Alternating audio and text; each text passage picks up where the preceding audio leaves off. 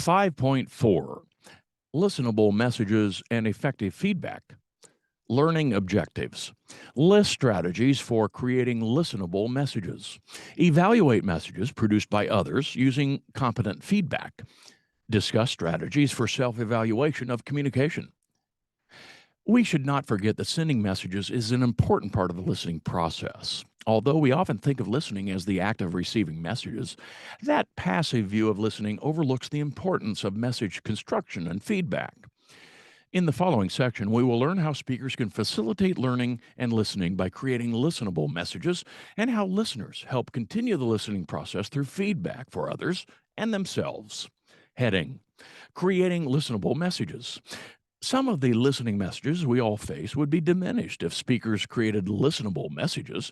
Listenable messages are orally delivered messages that are tailored to be comprehended by a listener. While most of our communication is in an oral style, meaning spoken and intended to be heard, we sometimes create messages that are unnecessarily complex in ways that impede comprehension. Listenable messages can be contrasted with most written messages, which are meant to be read. The way we visually process written communication is different from the way we process orally delivered and orally received language. Aside from processing written and spoken messages differently, we also speak and write differently. This becomes a problem for listening when conventions of written language get transferred into oral messages. You may have witnessed or experienced this difficulty if you ever tried or watched someone else try to orally deliver a message that was written to be read, not spoken. For example, when students in my classes try to deliver a direct quote from one of their research sources or speak verbatim a dictionary definition of a word, they inevitably have fluency hiccups in the form of unintended pauses or verbal trip ups that interfere with their ability to deliver the content. These hiccups consequently make the message difficult for the audience to receive and comprehend. This isn't typically a problem in everyday conversations because when we speak impromptu, we automatically speak in an oral style. We have a tendency, however, to stray from our natural oral style when delivering messages that we have prepared in advance, like speeches. This is because we receive much more training in creating messages to be read than we do in creating messages to be spoken. We are usually just expecting to pick up the oral style of communicating through observation and trial and error. Being able to compose and deliver messages in an oral style as opposed to a written style is a crucial skill to develop in order to be a successful public speaker. Since most people lack specific instruction in creating messages in an oral rather than written style, you should prepare to process messages that aren't as listenable as you would like them to be. The strategies for becoming an active listener discussed earlier in this chapter will also help you mentally repair or restructure a message that to make it more listenable. As a speaker, in order to adapt your message to a listening audience and to help facilitate the listening process, you can use the following strategies to create more listenable messages. Use shorter, actively worded sentences. Use personal pronouns. I want to show you. Use lists or other organizational constructions like problem solution, pro con, or compare contrast. Use transitions and other markers that help a listener navigate your message. Time markers like today, order indicators like first, second, third, previews like I have two things I'd like to say about that, and reviews like so basically I feel like we should take a vacation at the lake instead of the beach because. Use examples relevant to you and your listeners' actual experiences. Heading: Giving formal feedback to others.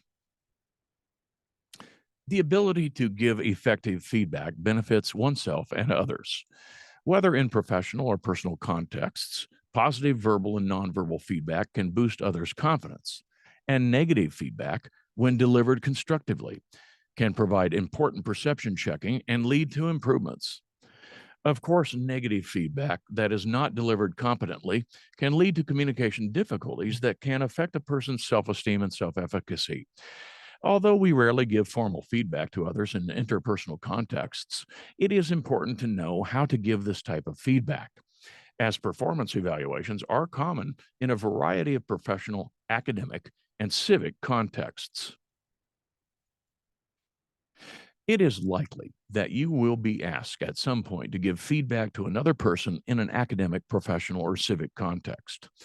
As companies and organizations have moved toward more team based work environments over the past 20 years, peer evaluations are now commonly used to help assess job performance. I, for example, am evaluated every year by two tenured colleagues, my department chair and my dean. I also evaluate my graduate teaching assistants and peers as requested. Since it's important for us to know how to give competent and relevant feedback, and since the feedback can be useful for the self improvement of the receiver, many students are asked to complete peer evaluations verbally and/or in writing for classmates after they deliver a speech. The key to good feedback is to offer constructive criticism, which consists of comments that are specific and descriptive enough for the receiver to apply them for the purpose of self improvement. The following are guidelines I provide my students for giving feedback, and they are also adaptable to other contexts. When giving feedback to others, number one, be specific. I often see a lack of specific comments when it comes to feedback on speech delivery. Students write things like eye contact on a peer comment sheet, but neither the student nor I know what to do with the comment. While a comment like good eye contact or not enough eye contact is more specific, it's not descriptive enough to make it useful. Be descriptive is number two. I'd be hard pressed to think of a descriptive comment that isn't also specific, because the act of adding detail to something usually makes the point clearer as well. The previous not enough eye contact comment would be more helpful and descriptive like this: you looked at your notes more than you looked at the audience during the first 30 seconds of your speech. Number three, be positive. If you are delivering your feedback in writing, pretend that you are speaking directly to the person and write it the same way.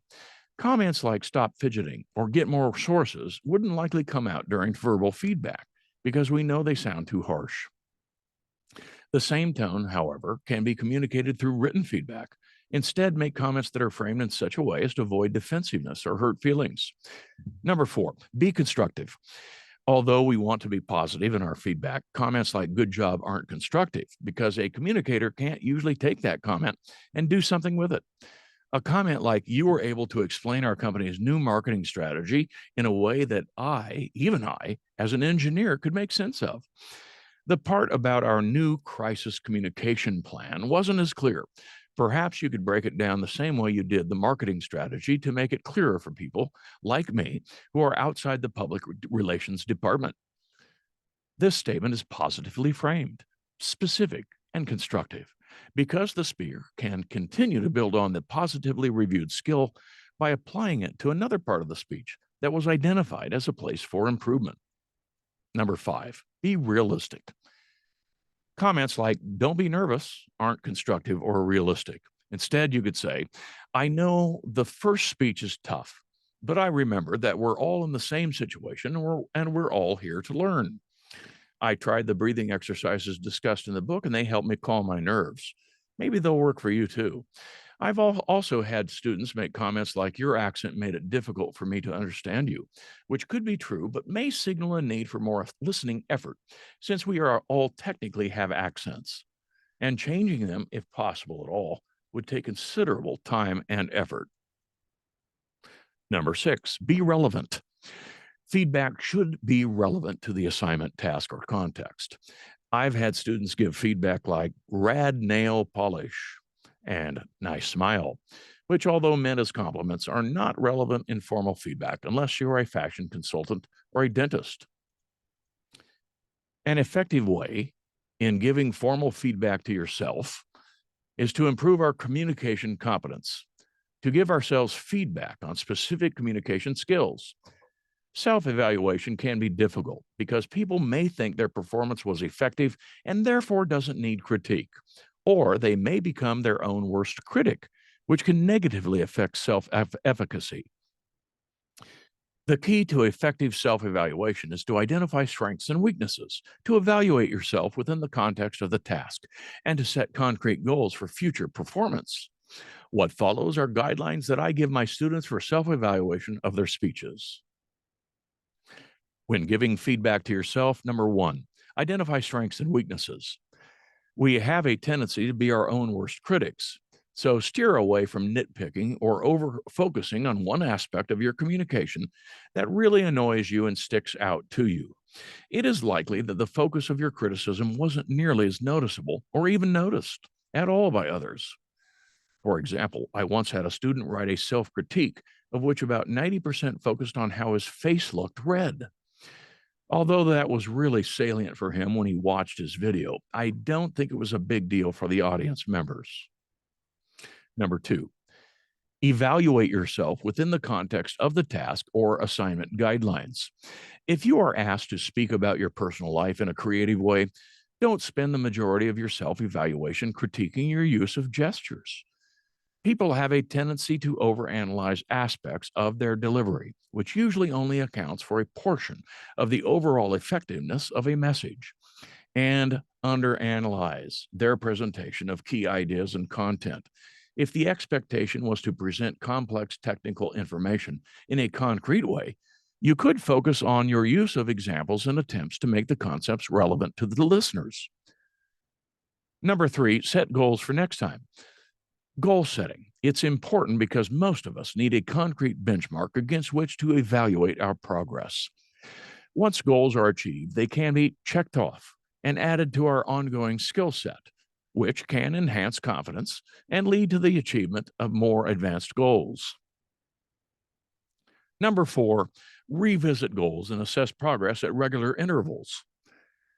We will not always achieve the goals we set, so it is important to revisit the goals periodically to assess our progress. You did not, or rather, if you did not meet a goal, figure out why and create an action plan to try again. If you achieve a goal, try to build on that confidence to meet future goals.